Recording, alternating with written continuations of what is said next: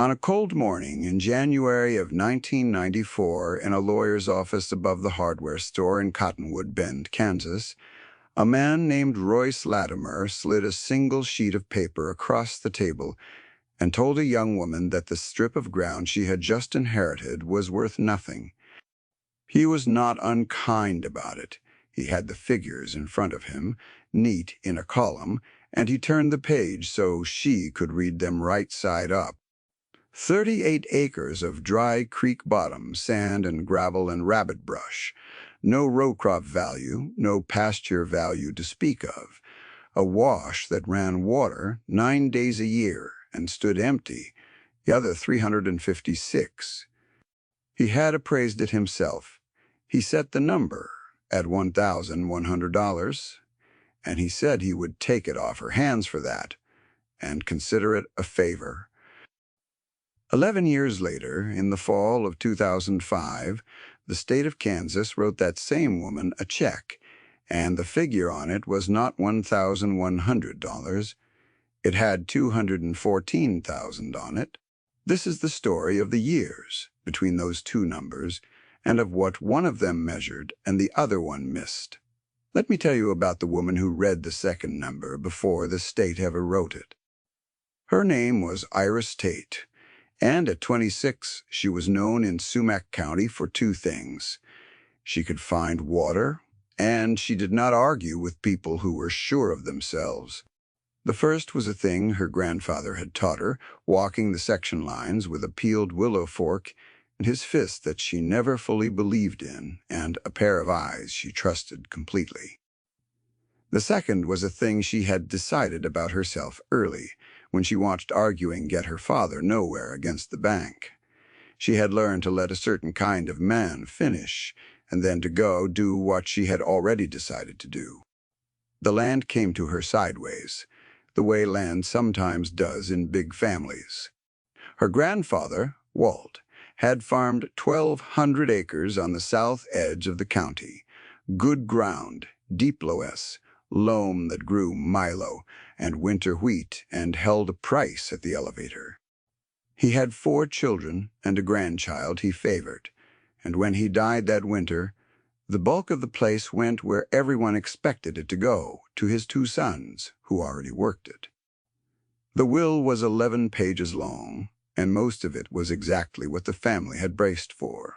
It was the last paragraph that nobody had read closely. In a single line near the bottom, in the flat language lawyers use when they are copying out an old man's stubbornness, Walt Tate left to his granddaughter Iris, and to her alone, the 38 acres lying along the dry course of Tyndall Creek, together with all rights running with that ground. That was the whole bequest, one line. No explanation. The lawyer read it aloud, and there was a small silence in the room, the kind that follows a thing too odd to argue with, and then everyone moved on to the Milo ground, because the Milo ground was what mattered. Iris did not move on. She sat with that one line the way you sit, with a note left for you and no one else. Royce Latimer was at that reading. He was her grandfather's sister's boy, which made him Iris's cousin once removed, and he was, by 1994, the most credentialed man in 3 counties on the subject of dirt. He had a degree in agricultural engineering from the land grant up north, a license to appraise, and a small business draining wet ground and certifying the value of dry ground for the bank. He was not a bad man. I want to be careful about that because the easy version of this story makes him a villain, and the true version does not. Quote, Royce believed sincerely, and with the whole weight of his training, that the worth of a piece of land was the income you could squeeze from it in a season, discounted and tabled and signed at the bottom. He had never once been wrong about that in a way that hurt him. His model had held for 20 years. He had no reason on earth to doubt it. So when he looked at 38 acres of dry creek, he saw what his training told him to see. He saw a wash that grew nothing, flooded briefly and dried to cracked sand. he saw a number near 0. And because he was fond of Iris, in the distant way of a man who thinks a young woman has been handed a problem she cannot solve, he offered to take the problem away. She told him she would think about it. Perbize, let me tell you what that dry creek actually was, because Royce was right about the surface of it and wrong about everything underneath, and the gap between those two things is the whole story. Tyndall Creek was what the old maps called an intermittent stream, and the old farmers called a wash. It ran out of the chalk hills to the west, gathered the runoff from 11,000 acres of upland after a hard rain, carried it brown and fast across the Tate ground for a day or two, and then sank. That was the part Royce never weighed. It sank. The creek bed was not solid clay like the river bottom downstream. It was a buried channel of old sand and gravel, a relic of a wetter age, and that sand was a doorway. Water that ran across it did not all run off to the river. A great deal of it went down, straight down through the gravel, into the shallow aquifer that fed every stock well and irrigation well for 9 miles around. Walt Tate had known this. He had not known it in the language Royce used. He knew it the way a man knows the back of his own hand. He had watched that creek his whole life. He had noticed in the dry year of 1956 that the wells nearest the wash held their water 2 months longer than the wells out on the flat. He had noticed that the cottonwoods along the dead channel stayed green into late summer when the upland grass had already cured to straw. He had walked the bank with his granddaughter when she was small, and put her hand flat on the cool sand, and told her, "This ground is wet under the dry." He had said it just like that, low and certain, a man stating a fact he had measured 1,000 times with his own eyes, and he had left it to the one grandchild who he believed would understand what that meant. She was the only one who did. For the first 2 years she did nothing with it, because she had nothing to do it with. She was 26, renting 80 acres of her own, running 40 head of crossbred cows on shares, and she did not have the cash to refuse Royce's offer so much as the stubbornness to. She let the question sit. Royce raised his offer to $1,400 in the spring of 1995, then to $2,000 the next fall. Each time a little more puzzled that she would not take it, each time more certain that she was being sentimental about a dead man's whim. She was not being sentimental. She was watching. What she watched across those first years was the water table. She had a thing her grandfather left her, besides the land, a black-bound notebook gone soft at the corners, the cover worn to cloth at the spine, and a rubber band holding the loose back pages in. In it, Walt had written in pencil the depth to water in 7 wells on the south end of the county, measured with a chalked steel tape 4 times a year, for 31 years. Each entry was a date and a well and a number and nothing else. No commentary, no weather, no opinion. Spring, summer, fall, and the dead of winter 31 years running, in the cramped, careful pencil of a man who never once expected anyone to read it. It was the dullest document in the world, and it was a treasure. Iris kept it up. She drove the 7 wells every season, the truck rattling the cattle guards, and she dropped the tape and chalked the line and wrote the number under her grandfather's last entry. And she did this whether the number told her anything new or not, because the keeping was the point, and the keeping was what she had been left. Slowly, over the back of that notebook, a picture came clear that no spreadsheet in Royce's office contained. The aquifer was falling. Everywhere in the county, year over year, the depth to water was creeping down as the big center pivot irrigators out west pulled harder on it. Everywhere except along Tyndall Creek. Under the dry creek, the water held nearly level. The sand doorway was still doing its work, recharging the shallow aquifer every spring. When the wash ran, the 38 acres nobody wanted were quietly refilling the very resource the rest of the county was draining. Iris understood.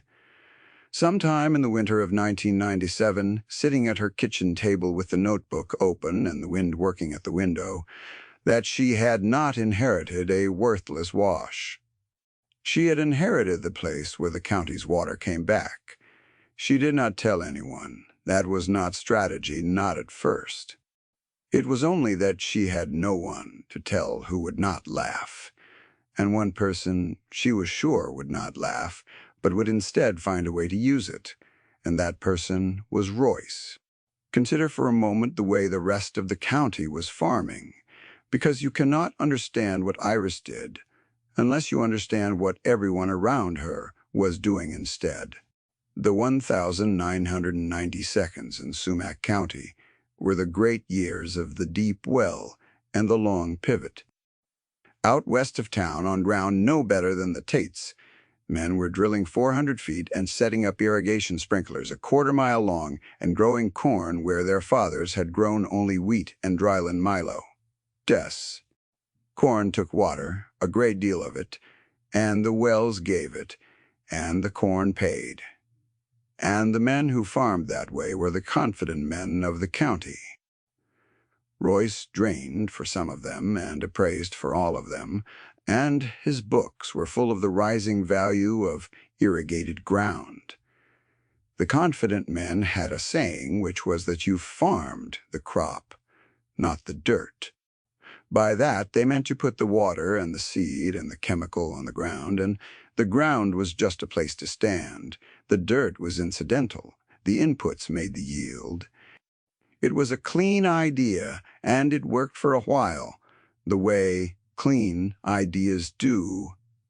Iris farmed the other way. She farmed the dirt and let the crop follow. She watched her grass. She watched her water. And she made her living small and steady, and did not envy the pivots people in town thought her quaint. A young woman running cows the old way, keeping a dead man's water diary, sitting on a worthless creek she would not sell. The kindest of them called her careful. The rest called her stubborn, and they were not entirely wrong. The turn in the story came not from Iris and not from Royce, but from the state of Kansas, and from a drought, and from the slow arithmetic of a falling aquifer finally adding up to a crisis. By the early 2000s, the water table under western Sumac County had dropped far enough that wells were beginning to fail. A pivot that had pumped 1,200 gallons a minute in 1990 pumped 600 in 2002, and went to sucking air in the dry late summer. The confident men were frightened now, though they did not say so, and the state was frightened with them, because a region that runs out of water does not just lose a crop, it loses its towns. In the fall of 2002, the legislature created a thing it called the Sumac Basin Water Bank, and stood up a state program to do something nobody in the county had ever been paid to do before. The state would pay landowners to protect ground that recharged the aquifer, to keep it out of irrigation, to restore the natural wetlands and washes that let floodwater sink back down instead of running off to the river. It was called a conservation easement on recharged land, and it was, in plain terms, the state buying water security by the acre. Royce read about the program in the county paper. He understood at once that it would create value where there had been none, and being a sharp man, he began to think about which dead ground in the county might qualify. He thought about washes. He thought about old creek bottoms with sand floors.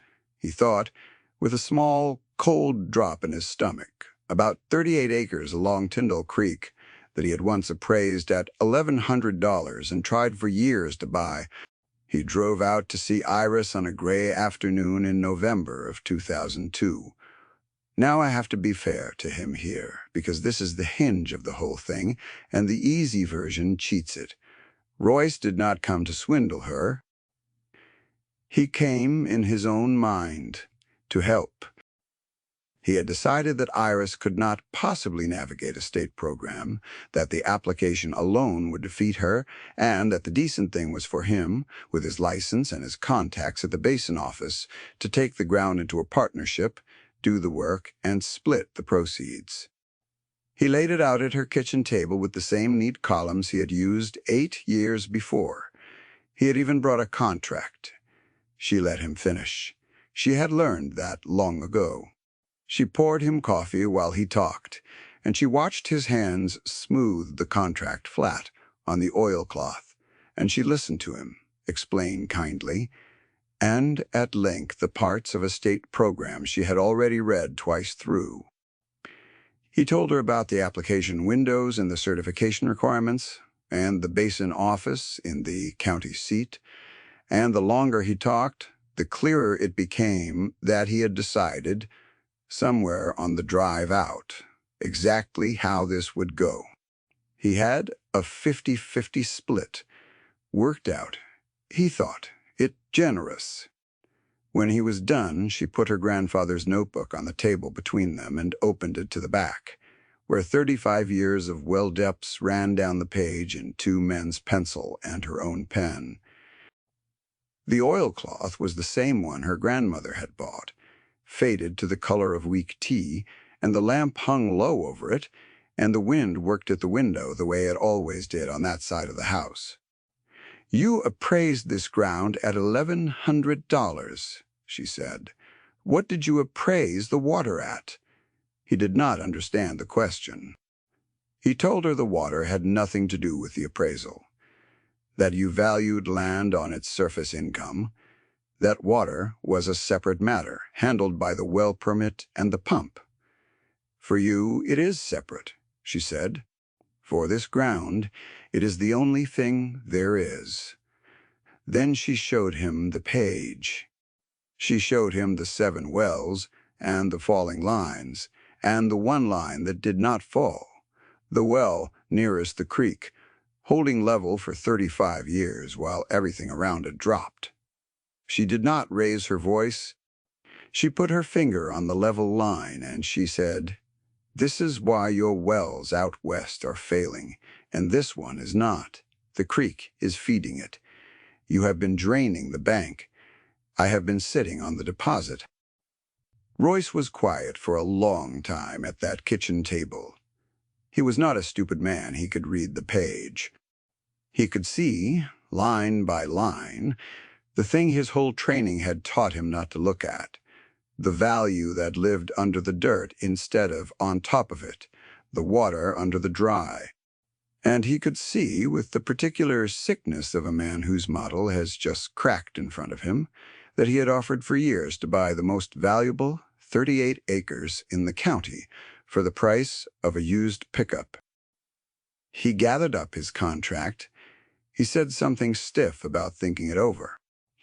And he made, on the drive home, a decision that I do not entirely blame him for and cannot entirely forgive, because it was the decision of a man defending a model rather than a man learning a truth. He decided to make sure that Creek never qualified.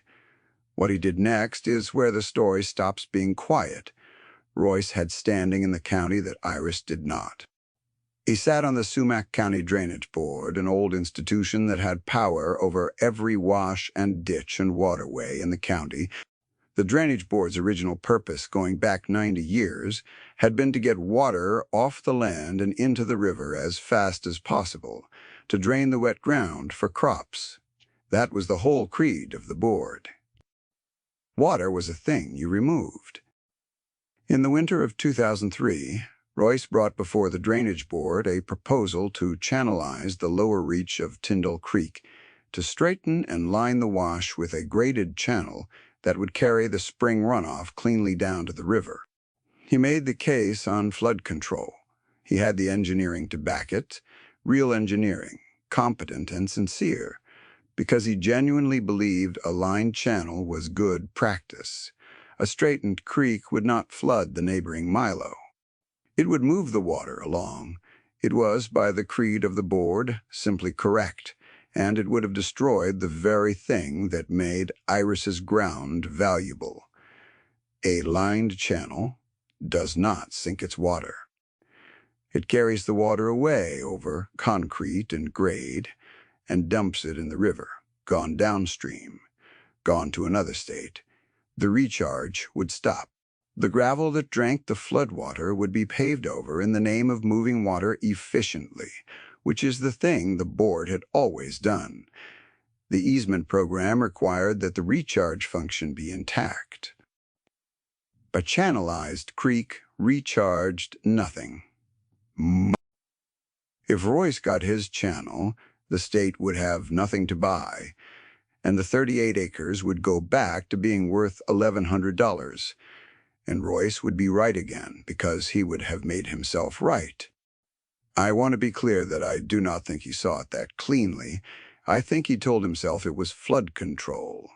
The effect, whatever he told himself, was a man reaching to break a thing rather than admit it was valuable, and Iris saw the effect even if Royce hid it from himself. She had 90 days before the board's vote. She did not hire a lawyer. She did not have the money, and she did not think a lawyer was the answer because the Drainage Board did not answer to lawyers. It answered to the county's farmers, the men who sat in the back of that meeting room and decided by who they nodded along with what the board did. So, Iris did the thing she knew how to do. She went and talked to the dirt, and then she went and talked to the men. She spent that winter and spring walking the creek with anyone who would come. She brought the well notebook. She brought a steel tape on a wooden reel and a stub of carpenter's chalk worn down to the size of a thumbnail. She took farmers out to the wash, men whose own wells were failing out west, and she dropped the tape in the well by the creek and let them read the number themselves. And then she drove them 4 miles west in her grandfather's old flatbed, and she let the two numbers do the arguing she would not do herself. 191 feet to water out west, 38 feet to water by the creek. The same county, the same aquifer. The difference was the sand under the dry. It was slow work, and she did it slowly. A man would stand at the well casing with the chalked tape running through his fingers, paying it out hand over hand, counting the footmarks under his breath, the way you count out fence wire, and there would come a moment when the chalk came up wet and clean at 38 feet. She did not hurry him through that quiet. She had learned that the quiet did more than any speech could. A pivot man who had drilled 300 feet for water and watched his sprinkler cough air in the dry of late summer did not need Iris to explain what 38 feet meant.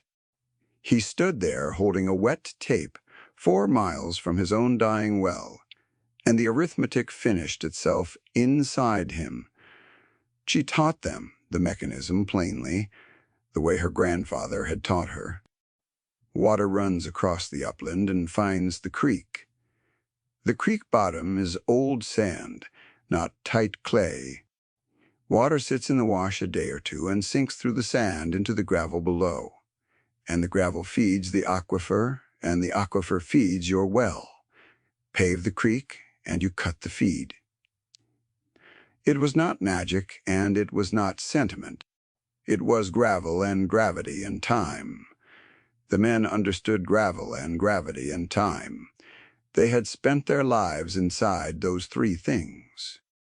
One by one, the confident men of western Sumac County, the pivot men, the men who had called Iris quaint, began to understand that the quaint woman with the dead man's notebook was sitting on the only thing that might keep their wells alive.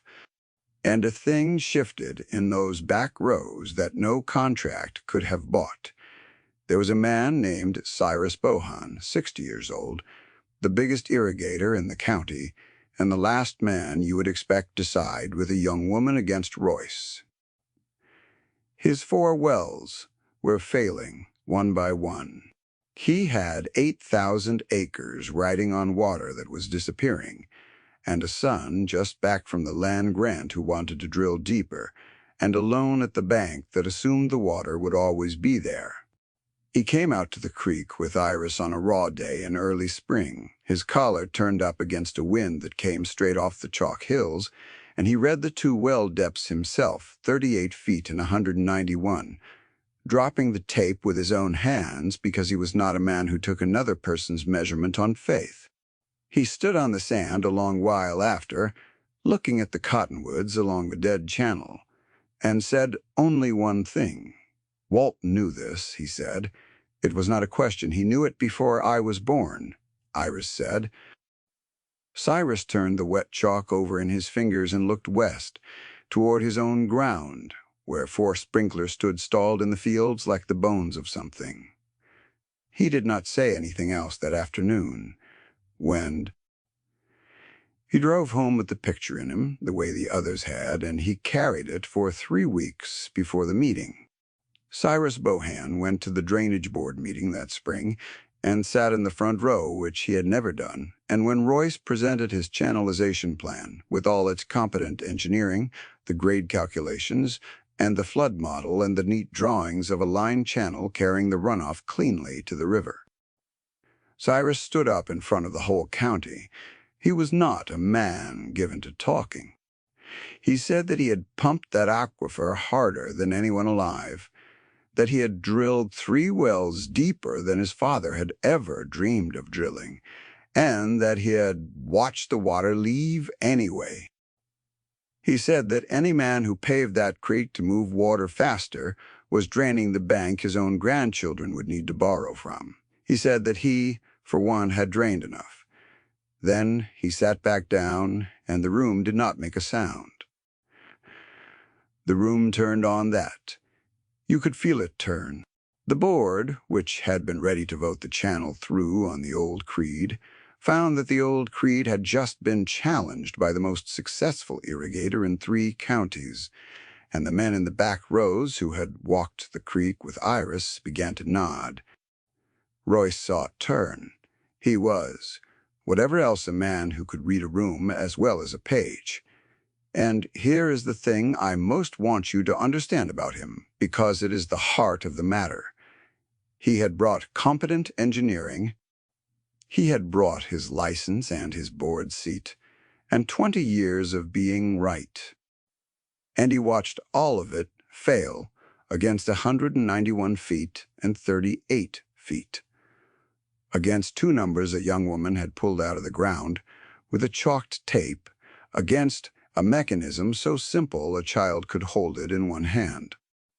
His model had measured everything except the one thing that mattered, and the county had just learned to see it. The channelization proposal failed in the drainage board on a vote. The chairman did not even bother to count closely. The creek would stay as it was. The sand doorway would stay open.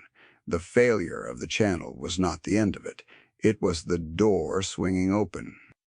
With the creek protected, Iris applied to the Sumac Basin Water Bank for a conservation easement on the recharge function of the 38 acres. And here the work began in earnest, the patient, unglamorous work that the confident version of farming had no patience for. The state did not simply hand out money. It required proof. It required that the recharge be measured, documented, quantified in acre-feet of water, returned to the aquifer per year, because the state was buying a specific quantity of water security and would not pay for a story. This was the moment Royce had been sure would defeat her. The application, the technical proof, the measurement. He had told her at the kitchen table that she could not navigate it. She navigated it with the notebook. 35 years of well depths, 4 readings a year, measured against the dates the creek ran, was not a story. It was data, the longest continuous recharge record in the basin, kept by two ordinary people who happened to write down what they saw. The state's hydrologist, a careful woman named Priya Anand, who had been sent down from the basin office expecting to find the usual thin file, opened Walt Tate's soft black notebook and went very still. She had models. She had satellite estimates and pump records and computer runs. What she did not have, what almost no one in her field ever had, was 35 unbroken years of ground truth from the exact parcel in question. The notebook was worth more to her than the satellites. Priya Anand walked the creek with Iris in the late summer of 2004, and she did the modern version of what Walt had done with his eyes. She put in a line of shallow monitoring wells across the wash, narrow steel pipes driven down through the gravel, 6 of them spanning the channel, and she fitted each with a float and a recorder, so that the water level wrote its own line on a paper drum hour by hour. Then she waited for rain. It came in mid-September, 2 inches in a night up in the chalk hills, and the next morning the creek ran brown and full across the Tate ground for the first time that year, and Priya stood on the bank beside Iris and watched the floodwater do exactly what the old man's notebook had said it did for 35 years. It sank. Within 2 days, the surface flow was gone, the wash dry, again on top, and the recorders down in the gravel told the rest of the story. Every one of the 6 monitoring wells showed the water rising underneath, the aquifer drinking the flood, the level climbing 4 and 5 and 6 feet in the days after the creek ran, and then holding. Priya pulled the paper drums and ran the numbers 3 times because she did not believe them the first time. The dry creek nobody wanted was sinking, by her measurement, somewhere between 400 and 460 acre-feet of water back into the shallow aquifer every average year. In a basin where water was failing, where towns were rationing and pivots were dying, 400 acre-feet of reliable annual recharge was not nothing. It was, she told Iris quietly, more clean recharge than the state had managed to engineer with $2 million of constructed basins out west. It was, when the state put its formula to it, worth $214,000. Let me sit on that number for a moment, because the way it landed was the whole point. $214,000. The state paid it in the fall of 2005 for a permanent easement, a promise that the 38 acres would stay as they were forever. The wash open, the sand doorway working, the water sinking home. Iris kept the land. She had only sold the right to ever ruin it, which she had never intended to use. She was paid a fortune for promising to do nothing but what her grandfather had done, which was to leave the creek alone and let it feed the county. Royce Latimer was in the room when the easement closed, because he was still on the drainage board and the board had to sign off on the recording of it. He watched the state's representative slide a single sheet of paper across the table to Iris Tate, the way he himself had slid a sheet across a table 11 years before, and he watched her read the number right side up, 214,000, where he had written 1,100. The same 38 acres, the same sand. The only thing that had changed was who was counting and what they had learned to count. I told you he was not a villain, and I will hold to that, because of what he did next. He did not storm out. He did not contest it. He sat at that table, a man of 61, whose model had been broken in public, and when the signing was done, he asked Iris a question. It was a quiet question, and it cost him a great deal to ask it. He asked her to show him the notebook. She did. She slid it across the table to him the way she had slid it once before. And Royce, who had a degree in agricultural engineering and a license to appraise and 20 years of being right, opened a dead man's pencil diary and began, at 61, to learn the thing he had spent his whole career not seeing. He turned the pages slowly. He came to the level line by the creek, holding steady through 35 years of decline, and he put his finger on it the way she once had, and he said very low, "I have been appraising the wrong thing my whole life." It was not a speech. He did not say more than that.